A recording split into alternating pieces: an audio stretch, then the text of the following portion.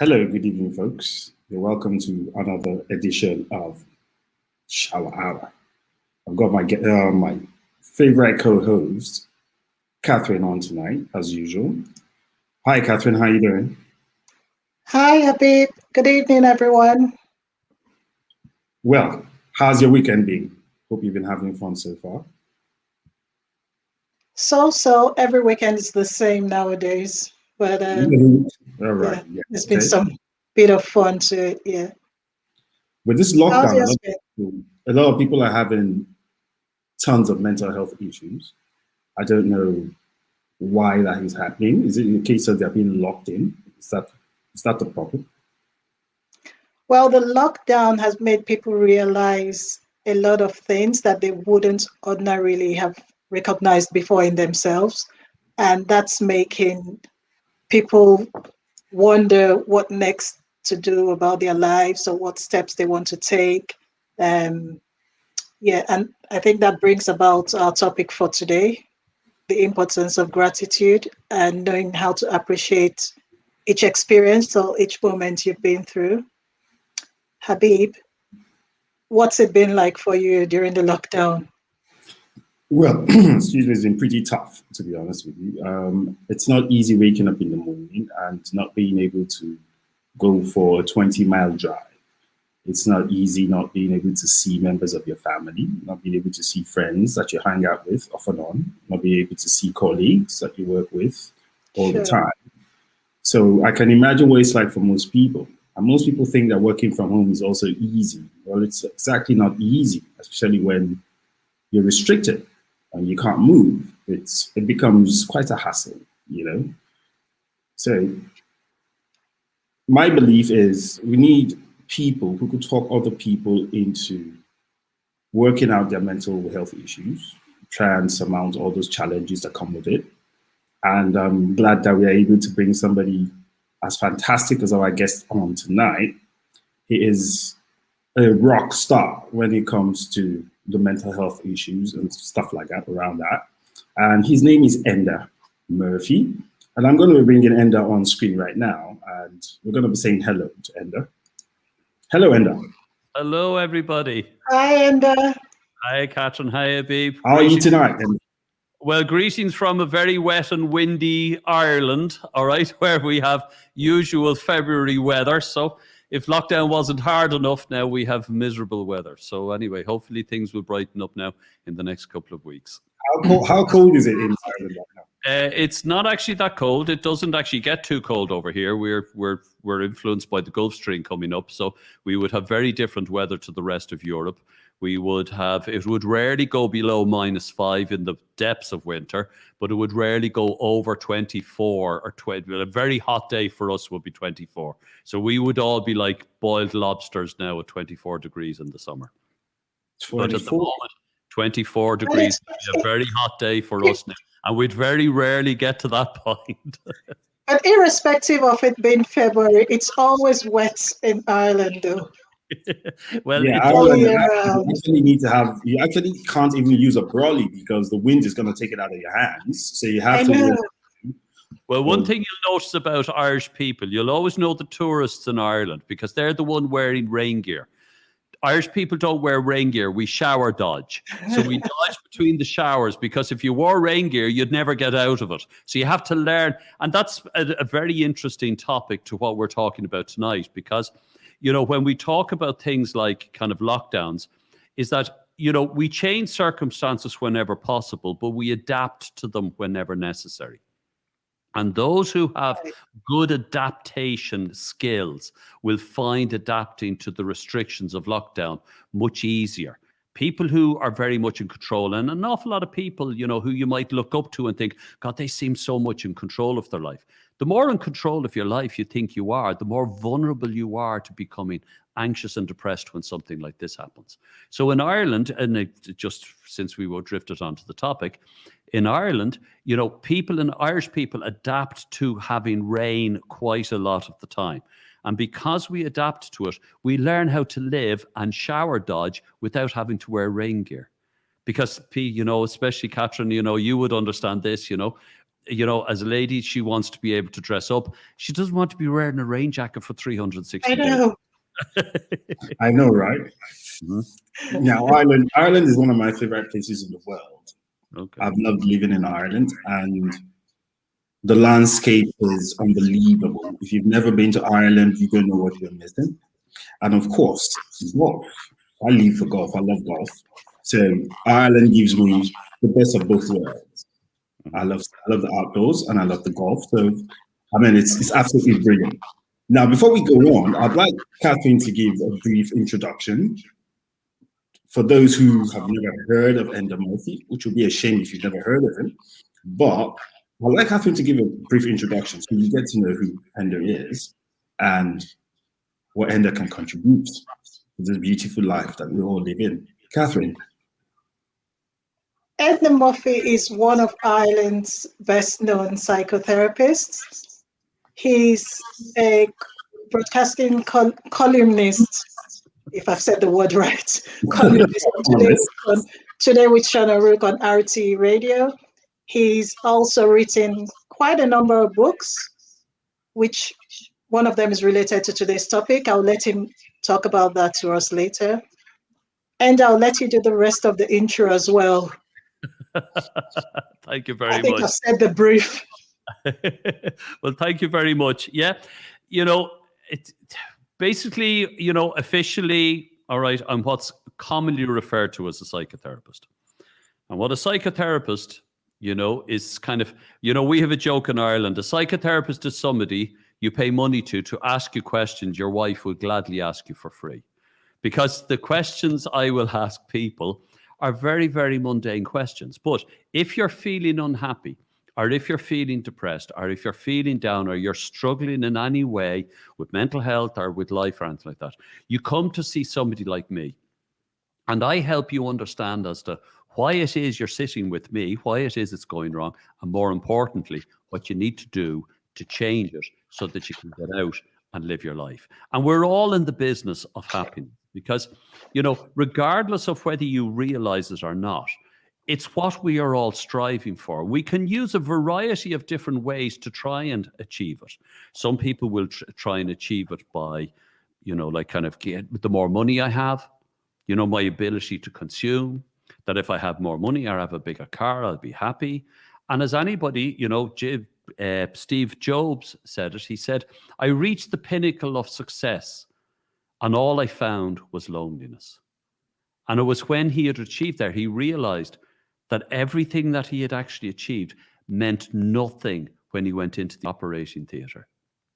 And that brought him back to the very foundation of what we're talking here tonight, because everybody just wants to be happy.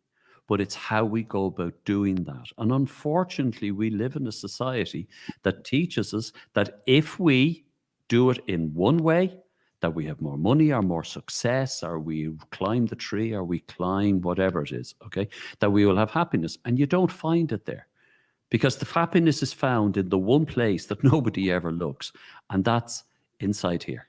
And that's what we're going to be talking about tonight, because how you find happiness is through gratitude. And if you understand, all right, what gratitude is and the role it fills in for achieving happiness, then you'll find a true pathway that never fails. And it's not based, there is a scientific backing to it, but it's at the very, very heart and foundation of all Christian belief, of all Buddhist belief, of all Islamic faith, it's at the very heart of virtually every spiritual philosophy, psychology, spirituality, you name it, physical. That's what we're trying to achieve. And gratitude occurs when two things happen. The first thing that has to happen is that we are given something that we have not had to work for. And I was giving a talk to a number of medical professionals there about, it was only on Tuesday. And I asked them, I says, could anybody listening tell me something that you have not had to work for? And most of them couldn't think of anything. And I says, well, imagine thinking about your health, because you have your health and you haven't had to work for it, Like kind of sometimes if I wake up at 3 o'clock in the morning and my head is like a washing machine, as lots of us do, and you have a lot of things going on in your head, I try to do what's called a gratitude index. Because the first thing you have to find is something that you have been given that you haven't had to work for, and it's something that you value. So my health, if I focus on the health that I have, and I say that at my age, the bits that are still working are working okay, and the bits that aren't working aren't fatal. So yes, I'm 56 years of age. I have arthritis in all my joints, but I'm still functioning. So the parts that are still working for me are working very, very well. So if I can value that and value what I have, then I will actually find gratitude. And I can spread out from that. I can say I have the ability to walk. I have the ability to get out. I have the ability to sit here this evening, all right, and actually talk to people. I have the ability to be able to enjoy things. I have the ability to do lots of things, all right. But the most important thing that I have is this moment in time. Because this moment in time, I haven't brought it about in any way. I have it every moment of my life, and it is my choice whether I do something with it or not. Because the moment I have in my life is the most valued. This moment in life is that if I don't have this moment, I can achieve nothing. I can't do anything. I can't go anywhere if I don't have this value moment. And if I can learn to value this particular moment, then I will start finding gratitude. And it's not about, just being grateful for certain things in my life. We learn to live gratefully. So when I wake up in the morning, happiness is not having what you want, it's wanting what you have.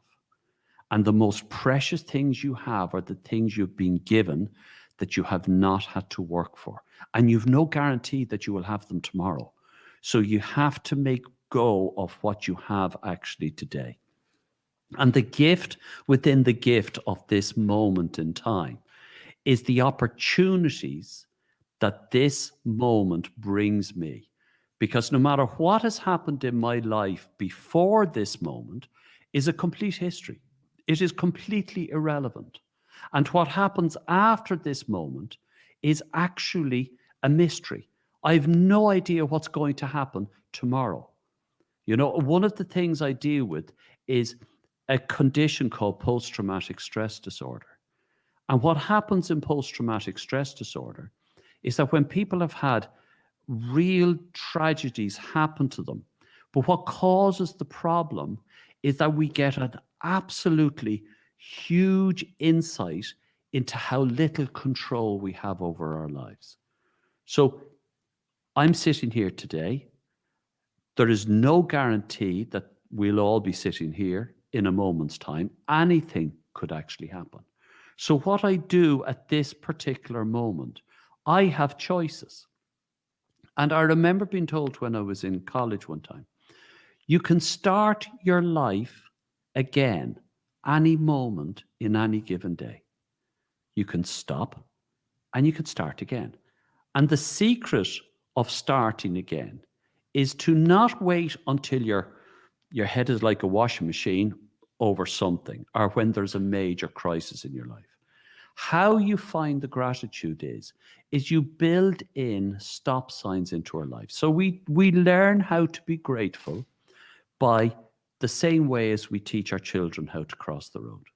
And how we do that is we build stop signs. So it's very simple. Stop, look, go. So we stop. Now, you don't just stop when there's a crisis happening. You have to build stop signs into your life. And my eldest son attends a school that adopts this philosophy and has done for the last 50 years. And what they do is that all the children, when they arrive into school, before class starts, they stop. They look for something to be grateful. They bring their mind to rest. And then they go to their class. And when they're finished that class, they stop again. They look for something to be grateful. They spend 2 minutes resetting themselves back to zero. And then they go to the next class. And they do this the whole way after every single class.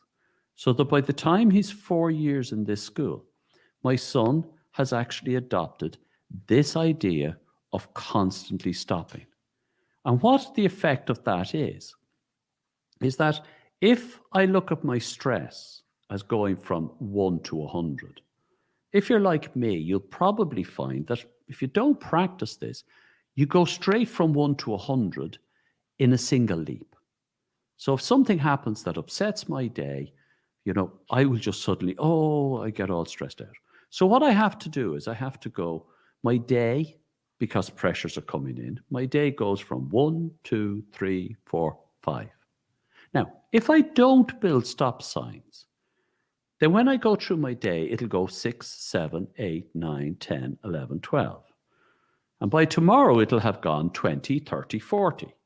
So when something big happens, that some big crisis occurs, my stress levels are already at around 40. So instead of going, from 0, I go from 40 to 80. And most of us, if we don't have stop signs, what we do is we live at around the 60 to 80% stress levels. So the idea of stopping and resetting and pausing before each activity is that my stress level during the activity will go from 1 to 5. But then I stop and it goes back down to 0. And I go 1 to 5 again. And I stop and I come back down to 0. And if I keep repeating this, then when something happens, 2 things will happen. The first is that instead of starting off at 50 or 60, I'm starting off at 0, or I'm starting off at 5. So instead of going from 60 to 90, I'll go from 5 to 20. But also as well is that because I'm practicing this, then when I am faced with something that is really upsetting me, I'm able to reset my brain back to this moment in time. Because there's a little exercise I show people. And the exercise is that when we're feeling upset, or when you're feeling anxious, fear is about something that has already happened. And we're afraid it's going to happen again. Anxiety is about something that hasn't happened yet. And because it hasn't happened yet, our brains don't know how to cope with it. So when we feel anxious, we ask ourselves the 4 stabilizing questions. Question 1, what exactly am I anxious about? And that's probably as far as you will get. Because the more precise you try to identify what you're anxious about, the more vague your brain is going to get with you. And the more vague it gets, the more anxious you'll get. So if I'm afraid, something's going to happen. Well, what exactly am I afraid will happen? Well, this may happen. Well, what is it about that you feel afraid about? Well, the consequences of that. And the more precise I try to get, the more vague it will get me, because that's anxiety. That's where anxiety gets its power, is through its vagueness. Now, in the unlikely event that you do find something specific, all right, that you're feeling anxious, that my son will get sick, or he won't get well, or I'll lose my job or something, or COVID won't happen, or I will catch COVID, all right? Then I ask myself the second question. And the second question is what I'm anxious about, is it possible? Is it probable? Or is it definite? Now, if it's a probable or a definite, then I need a plan on what to do about it.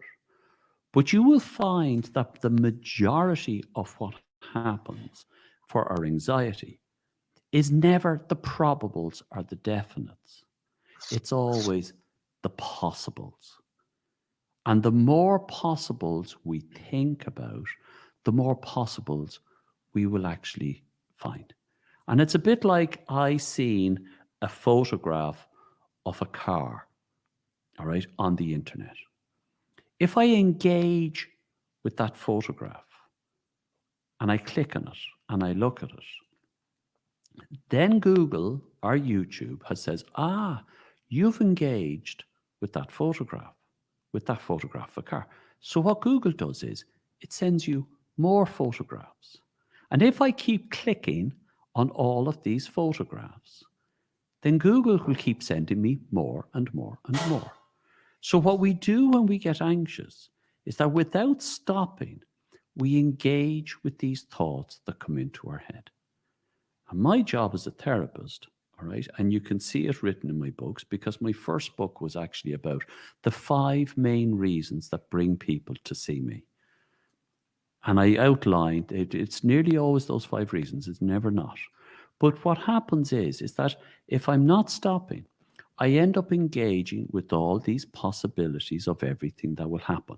And before I know it, my head is like a washing machine going around in my head. And I can't switch it off, because that conversation that goes on in your head when you're on your own is your logical and emotional brains talking to each other. And they're trying to make sense of your world. So everybody who says, oh, be logical and, there's nothing to worry about, that doesn't work. As any mom will tell you about their kids, that doesn't work. You are still going to get anxious.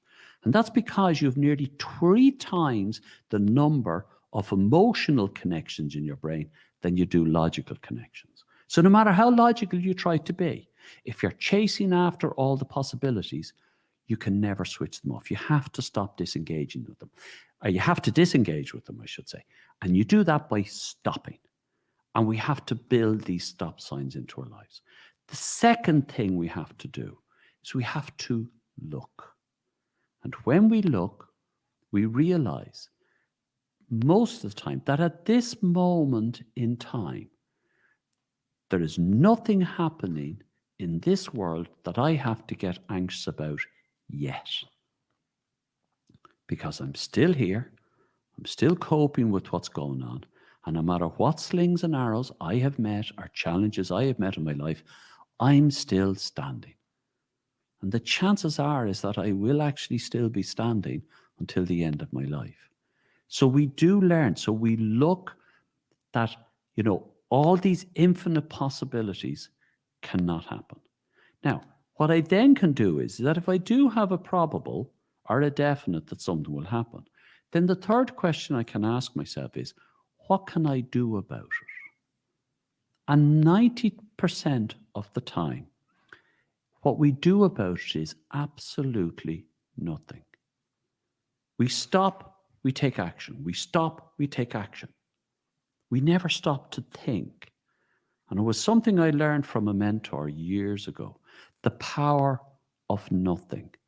What will happen if I do absolutely nothing and I don't engage with this problem at all? I just become like a grey stone. And what happens is that life by its very nature is that problems tend to work themselves out. They might work themselves out well, they might work themselves out badly, but it's not within your control. And if it is within your control, or if you do have a choice to make, then ask yourself, what choice am I going to make? And just remember the power of nothing. Now, when we have stopped and we've looked, and we now know that it's just the possibilities, now I have to look around me for things that I can be grateful for. In Ireland, I might be grateful for a sunny day. I might be grateful for my health. I might be grateful that I live in a country that has political stability. I might be grateful, all right, that I have food. I might be grateful that I have hair. I might be grateful for my health. I might be grateful for an infinite number of things. But what I can also do is that I can look for opportunities to do something for somebody else. Remember, we grow through our bad times than we do through good. But if I do good deeds or do something nice for somebody else, especially if I do it without telling them, then what I do is that by doing something nice, I'm opening my heart. And I'm doing the exact opposite of resentment, of anger, of self-pity, of martyrdom, of all these negative characteristics. I practice the opposite virtue.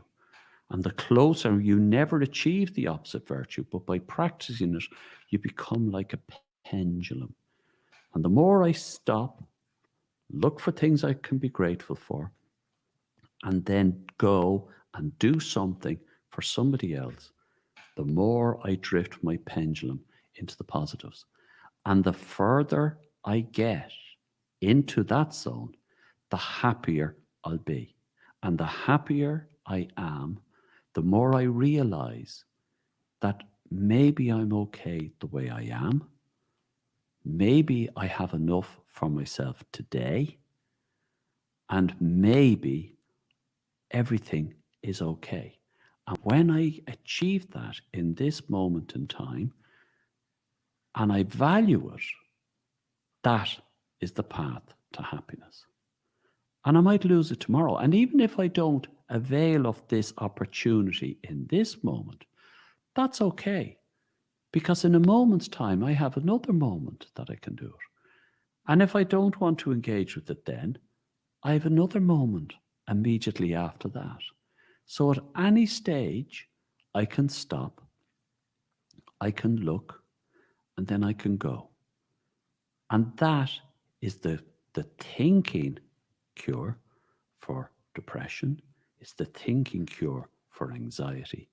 And it is actually the true path of happiness. And any listeners who are listening who say, that they're Muslim, they're Christian, Baha'i, Buddhist, Hindu, Taoist, you will find that at the very, very heart of all spiritual belief is the concept of unconditional self and other acceptance.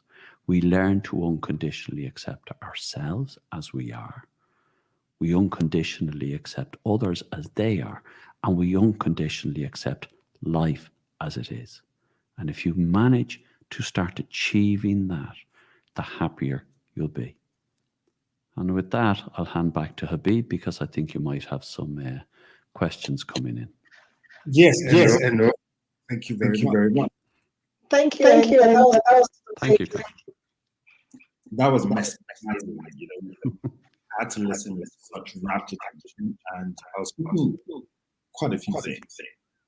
Now, a couple of years ago, I came up with the concept of life actually has all the signs of it.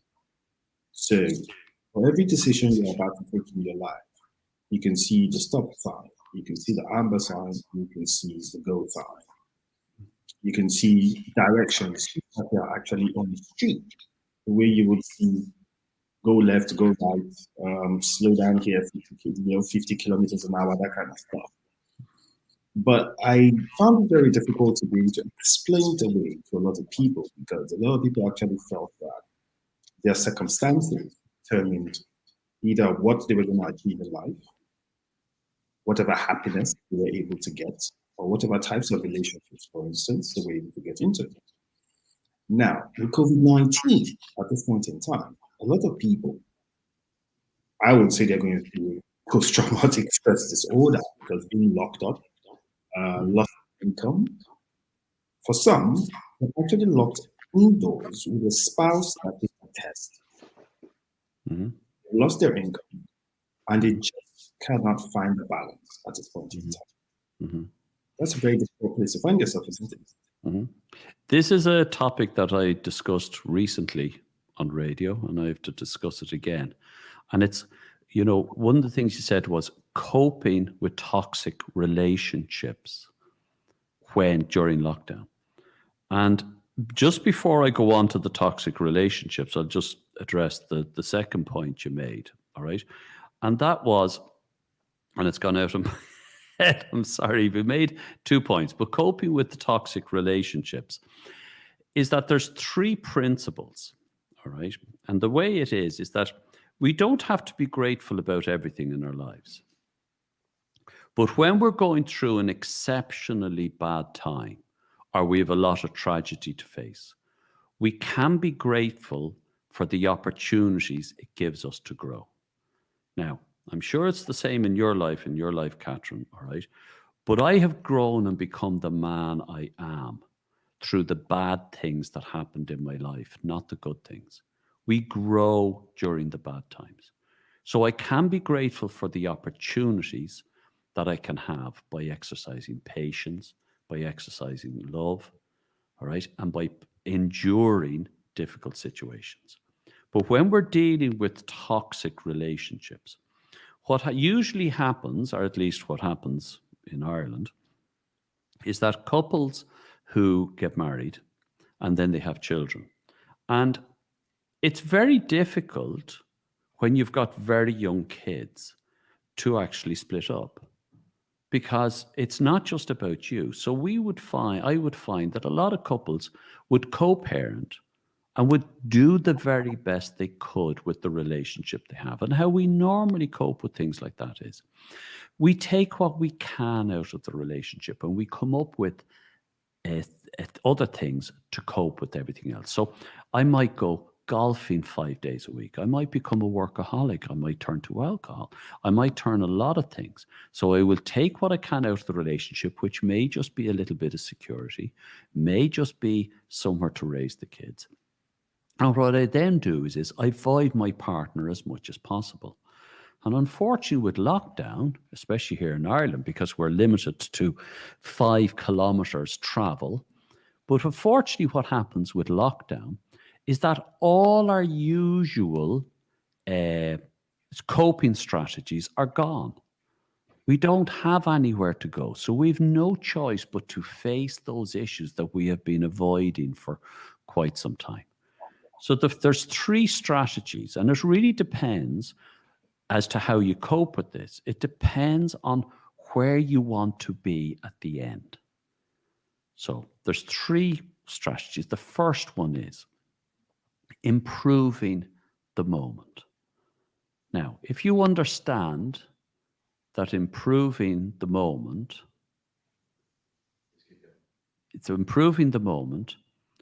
involves tolerance and accepting that just maybe you're as much a joy to live with.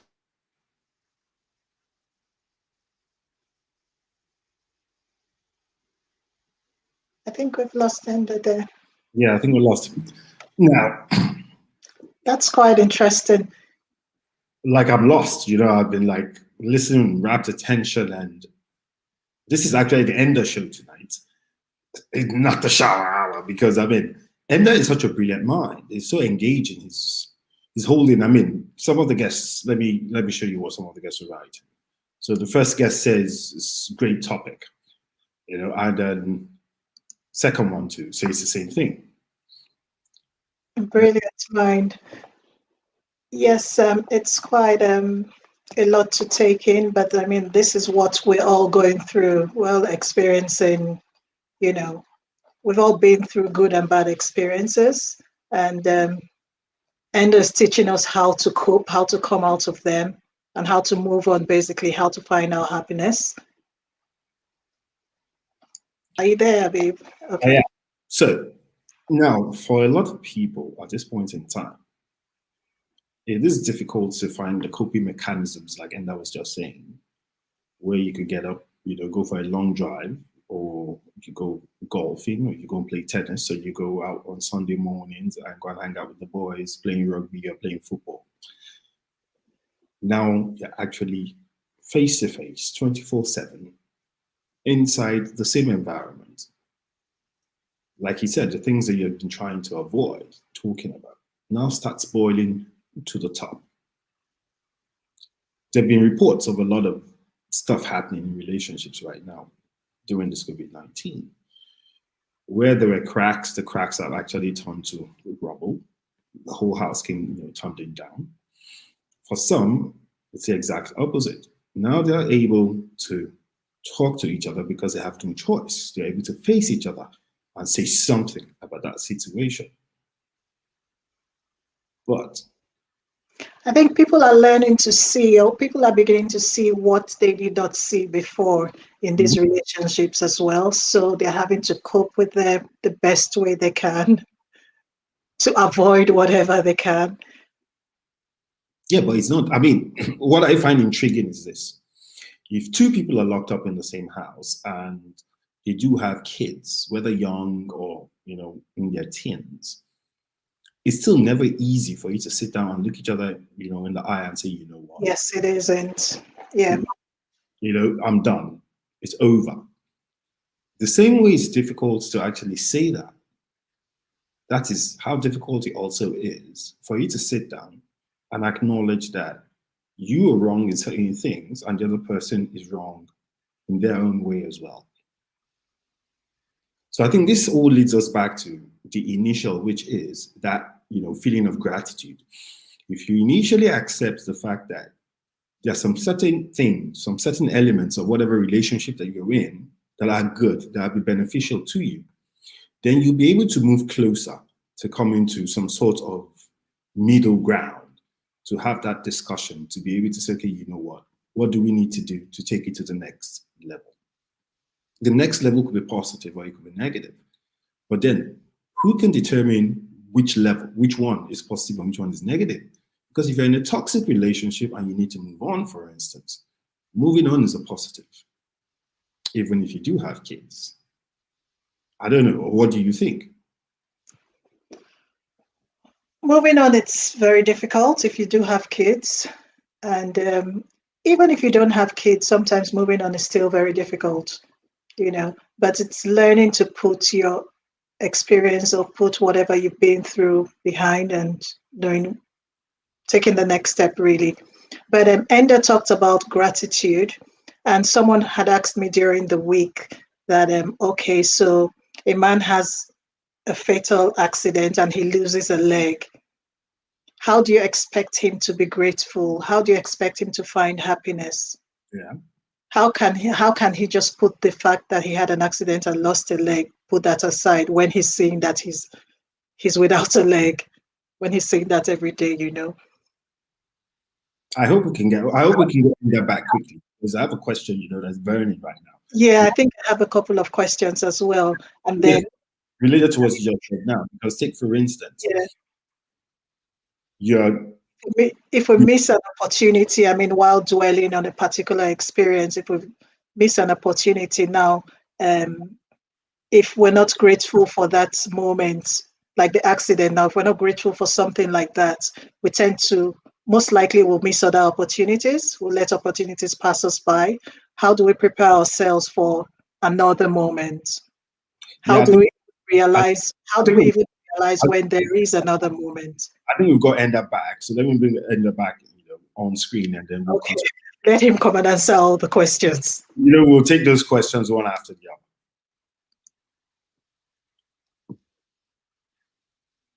Okay, I could see him in the background, but I don't know. There's probably still another technical hitch, but I'm sure he will come back on in a second. Now, you're in a relationship. The relationship is toxic, but for you to walk away, you tell yourself that you're going to lose a part of you.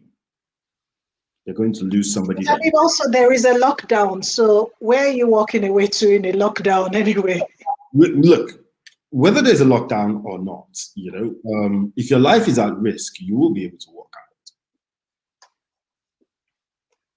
If you find yourself, it's a very bold step anyway. So if you find yourself in a position where, if you find yourself, how people are feeling during a lockdown, walking out during a lockdown might not be on people's minds, but if you find yourself in an abusive relationship, then what do you really do? That's my point. If you find yourself in such a position, you should be able to walk out even with the lockdown. Now, walking out during the lockdown, there are some certain countries where you can get, assistance, depending on whatever it is.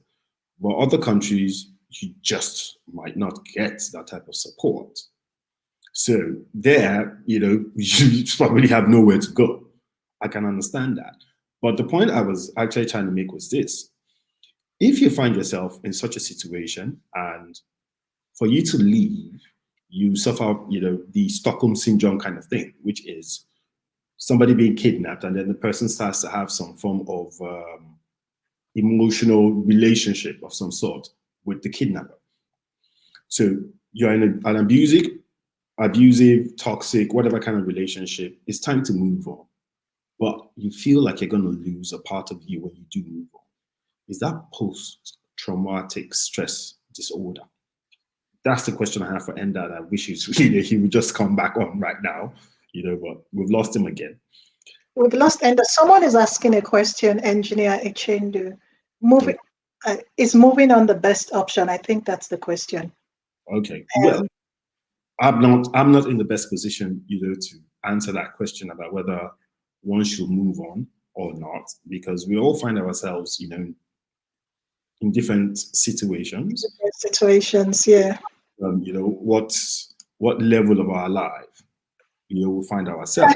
I think deep down, you know what's best for you, even though taking the first step might be hard, but deep down, you always know, okay, this is what I should do, but it's just getting there to take that step. Oh, yeah. Having to take that kind of bold step, for some people, it takes years. For some people, it takes just a moment. Oh, yeah, sure. Probably it's been there. The issues have been simmering. And then it's just a trigger, that sets off the whole thing. Everything just starts to happen, starts to spiral out of control. And before you know what's going on, it's a case of there's no going back. A lot of things will be said when people, get to that emotional boiling point. Now, somebody was telling me something a little while back about conflict resolution and a particular concept called a hurting stalemate. So that hurting stalemate, both of you are hurting, but you can't express it. It's a stalemate. You're just there. You're just looking at each other and trying to figure out, do I speak first or does the other person speak first? Now, these are deep emotions that are running at this point. Why? Because both of you cannot express yourselves. So it's very similar to somebody going, through something and the person doesn't speak out for years. The point when the person is going to spill the beans, the person is not just going to spill the beans, it's going to set the whole house on fire. So when two people, have been holding back forever, and then it gets to a point where they come to that stalemate, when both of them erupt, what happens? Whether it takes days, whether it takes weeks, whether it takes years, at the end of the day, we all own our happiness. So whatever step, no matter what you experience, whatever step you have to take to be happy, I think people should take it. I mean, that's me. So, I mean, we all still have a lot ahead. We still have lots of opportunities. We just get up and move and keep going. And even appreciate the moments we've been through, according to Enda. Yeah, but now for a lot of people, family is everything. Yeah. Family comes before everything and anything you can think of. For some, unconsciously, family even comes before God because of the amount of emotions they put, towards family. Now, some people who fall into that category fall into another subcategory, which is the people that feel that they can never, ever be happy without having somebody else in their life, either a spouse or children. It's a very, very difficult position to find yourself. But is it actually possible for you to be happy without having somebody else in your life? I think it's possible. For me, I think it's possible. Like I said, I mean, we all own our happiness. Your happiness your happiness is not elsewhere. No one else can determine your happiness for you. But they can contribute to. It's up to you, really. Anyone in my family can contribute to my happiness. Same thing as anyone elsewhere. A friend could contribute to your happiness. But at the end of the day, how you feel deep down inside you is dependent on you. and you alone. So, an actor, a popular Nigerian actor who could easily have been a successful comedian. He made a post earlier today, this morning, that I saw, and he was talking about, he was asking, can you tell me the difference between complete and finished?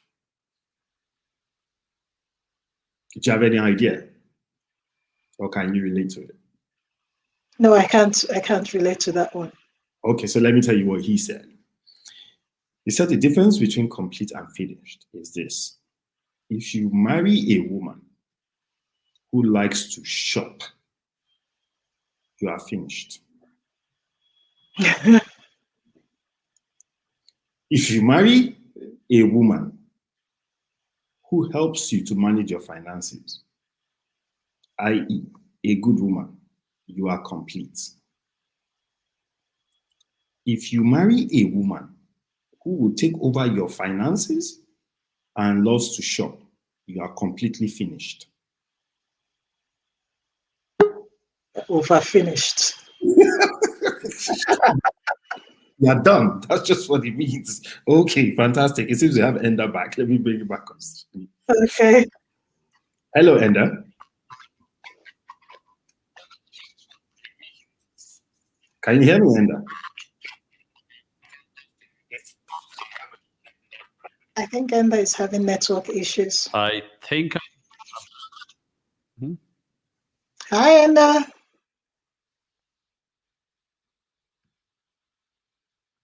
It's frozen there. Yeah, he's frozen. I think his network issues, are still popping up. Now, one of the viewers is saying, taking ownership of your happiness is the reality. Yes, it is. I agree. And I do agree. You have to take ownership of your happiness. But just like, so many people all around the world, you get to a point sometimes where you find yourself in a black hole, where you're not able to rise above the challenges, that you're seeing. You can't. Jawad says he's back. Jawad is He's back. Unfortunately, Jawad, he's still having technical issues, but I'm sure he's going to resolve it soon, and then we'll bring him back. And don't worry, Jawad, if you want to get any of Enda's books, you can get any of his books on www.SeeMe.ie. He's got some fantastic books. Catherine, what's the name of his book again? 5 Steps to Happiness, I believe. There's 5 Steps to Happiness, Learning to Explore and Understand Your Emotional Mind. That's actually a good one. I am still on it. And there's a second book, Flagging the Screenager, Guiding Your Child Through Adolescence and Young Adulthood. So there's the Raggy Dolls. There's the Raggy Dolls as well. Yeah, so he's got books. He's also co-author of some other books. I'm not sure what their names are at the moment. So you can go into the comments section. You can click on the link that takes you straight to the book, and you can get a copy of the book, 5 Steps to Happiness by Enda Murphy. You can get that there.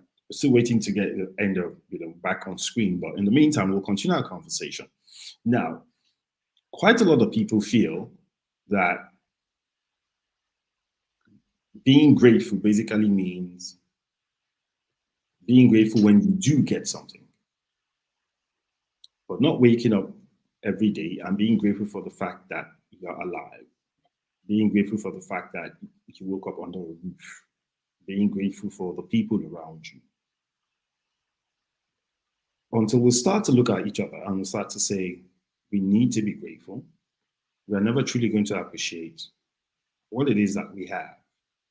And like Enda said, you have to appreciate what you already have for you to actually be able we need to be grateful for each experience we've been through. For you to be able to be happy. Now, I made a post about 2-3 months ago about myself, that is. And the post was,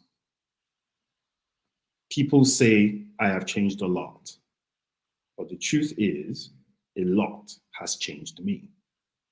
And Exactly. that is quote unquote. It's the actual reality. It's your experience that shapes you. It's the things that you get to see, things you get to hear, the things you get to smell, the things you get to feel that actually tells you what life truly is about. That's what defines who you are at the end of the day. Some people will say he has changed because he has money. Some people will say he has changed since he got married.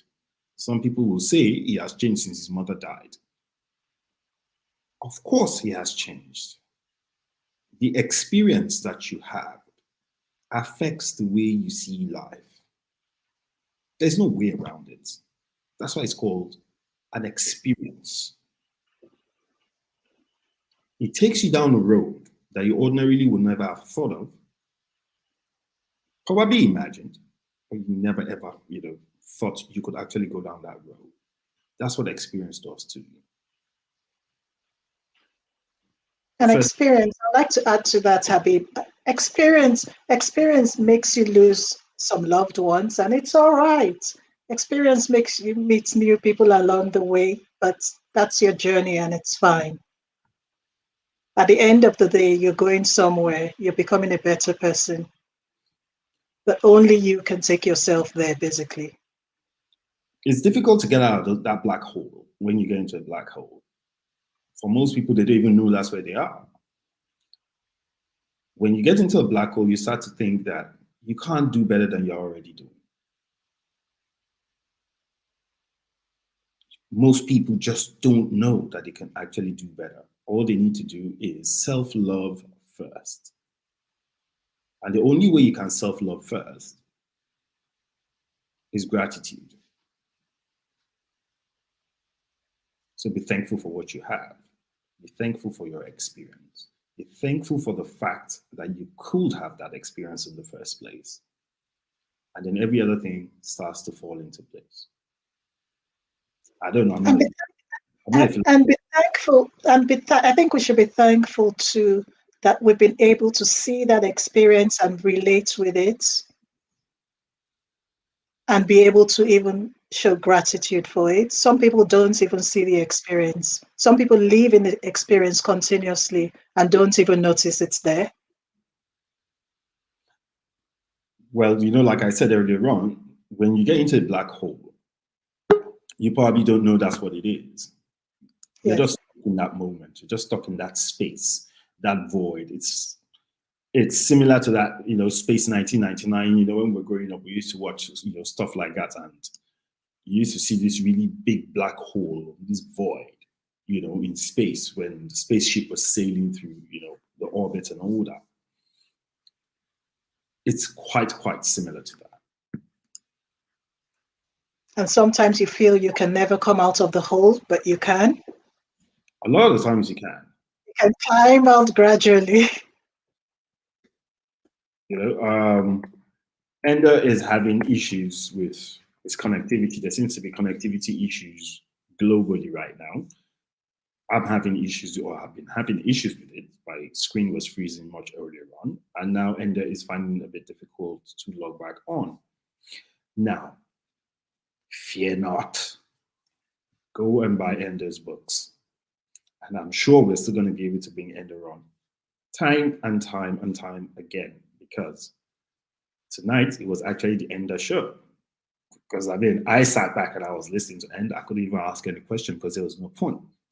It was better to just listen to him because he was speaking to each and every one of us that's probably watching this at this point in time. Everybody has issues. Everybody has something deep and troubling. And that's why we came up with the concept of the shower hour. A lot of people do not realize what that shower hour is to them. We wake up every morning and we go through the motions without actually realizing that we're actually going through those motions. So you wake up in the morning and then you're mentally preparing yourself to go and take a shower. While you're thinking of you taking a shower, you're thinking of what to wear. You're thinking, am I going to eat before I leave the house? Am I going to eat before I sit and watch TV? Am I going to eat before I work? There are all sorts of processes running, all sorts of emotions. And then you get into that bathroom. And then that's about the only time that you have absolute peace and quiet, and you're by yourself.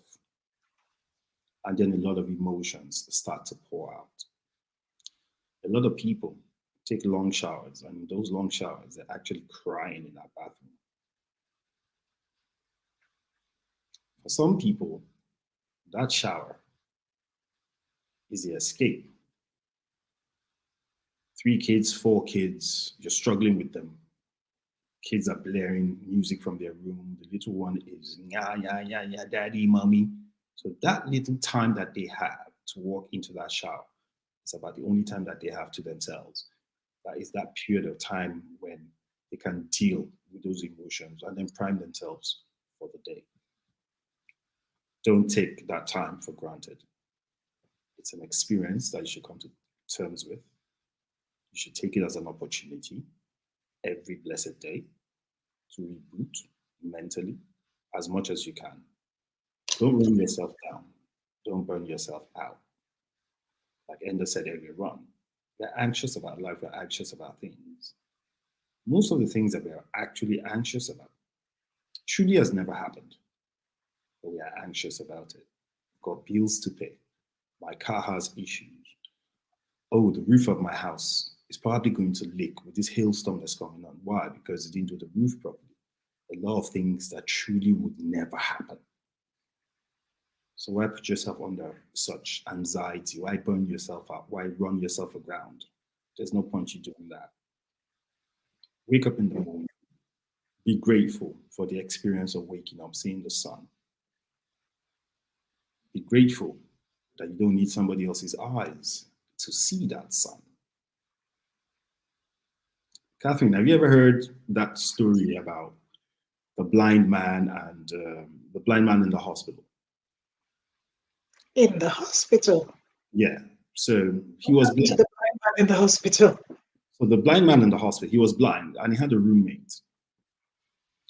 And when that roommate died in the hospital, he was devastated. And everybody was wondering, how come you're so devastated about the death of somebody you don't even know? You never even saw him. And he said, I experienced seeing the world with him beside me. Because every morning when he woke up, he looks out the window and he tells me if the sun was shining or the skies were gray. He tells me the type of cars that were driving past, the kind of clothes people were wearing, an old woman trying to drag her shopping bags across the street. I could see when he was alive, but now I am blind again.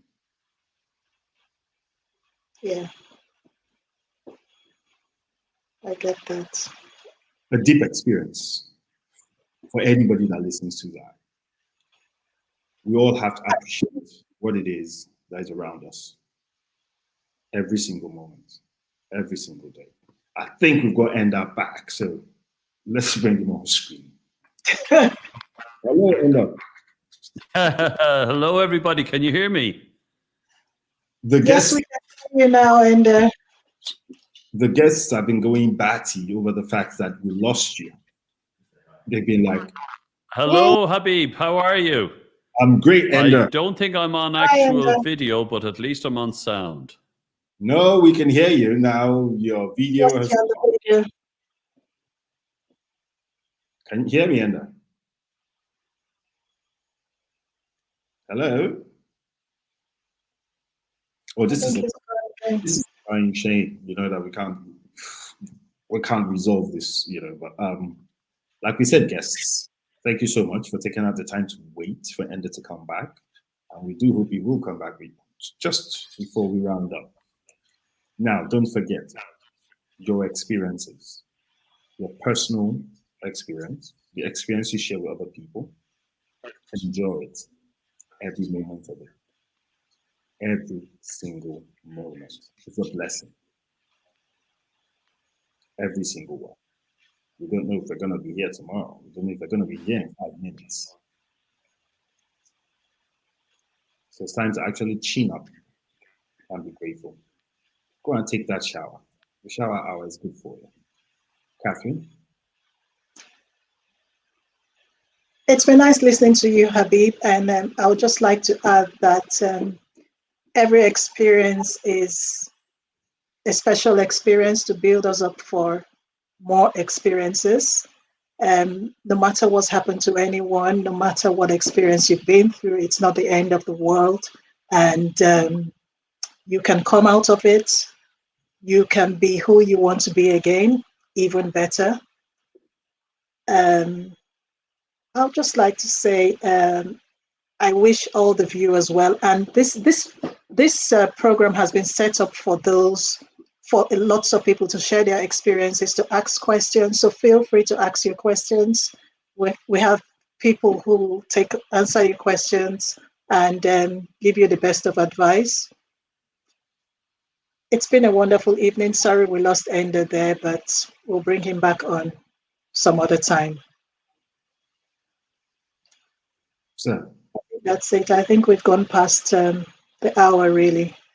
Okay, so we've gone past the hour. So it's time to step out and start the process of getting dressed and all that. So the shower hour is over. The shower hour is over. So we'd like to say a big thank you to all the viewers for taking out the time to watch. Thank you, viewers. And we'd like to say a really big thank you to Enda Murphy for taking out the time as well to join us as a special guest of ours tonight. We'd also like to say a very big thank you to our production crew, everybody that's been working behind the scenes to try to put this together, because Enda actually was in a studio, TV studio, to be able to do this show. But unfortunately, technical issues with the Wi-Fi. So if you live in any parts of Africa and you think that if you're outside of Africa, the Wi-Fi works 24/7, now you know better. It doesn't always happen that way. We always have technical issues, day in, day out. I think we just might be able to bring Enda around to say good night to everybody for a few extra minutes. I think he's back. I am back. Ladies and gentlemen, thank you very much. I'm sorry. Damien, my producer, has been pulling his hair out. Unfortunately, Saturday night we have high contention on our internet. We're down in rural Ireland. So unfortunately we got cut off. My sincere apologies about that, but I would hope to come back with a better internet connection some other time, hopefully for your listeners, if you're willing to have me back. And all I can do is just apologize, all right, for tonight. Look, Enda, tonight was the Enda show. It's been wonderful having you on, and all the comments, you know, are about, oh wow, you know, Enda, brilliant mind. I'll show you what to. So that's Jawad Igila from London saying brilliant mind. Sorry? That's Jawad Igila from London saying brilliant mind. No, we're gone again. Well, no, I can hear you. You can hear me. Enda. We can hear you, and.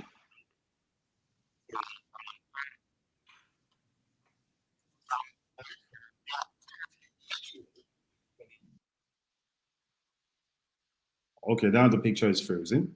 So, anyways, we'd like to say thank you to everybody who has contributed to this, either by watching or by working behind the scenes to make this happen. We'd like to say, stay safe, love yourself, be grateful for everything. Experience gratitude within yourself and show gratitude to everybody around you. Now, I'll give you a parting shot, something I read that Enda wrote, which was a friend of his, any day he was having a bad day, when he was driving and got to a toll gate, he would pay for the car behind him. And that made him feel very good. So maybe you should try something like that. Maybe just say good morning to people. And when they say good morning back or they don't answer you, it doesn't matter. You said good morning. What that basically means is that it is a good morning. And it takes something out of you, it lifts you as well. It lifts your spirits as well. So I've had a great show. I've had a great night tonight, you know, listening to Enda. I could listen to him over and over and over and over again, endlessly. And I hope that you're going to be looking forward to Enda coming again on the show and coming to give us a couple of his gems. But if you can't wait, please go to www.SeeMe.ie And you can pick up a copy of any of Enda's books or all his books, because I'm sure all his books are valuable enough for you. And you probably would say thank you, not to me, but to Enda for writing the book. Catherine? Thank you very much, viewers. It's been a lovely evening, even with the technical issues, but we hope to bring Enda again some other time.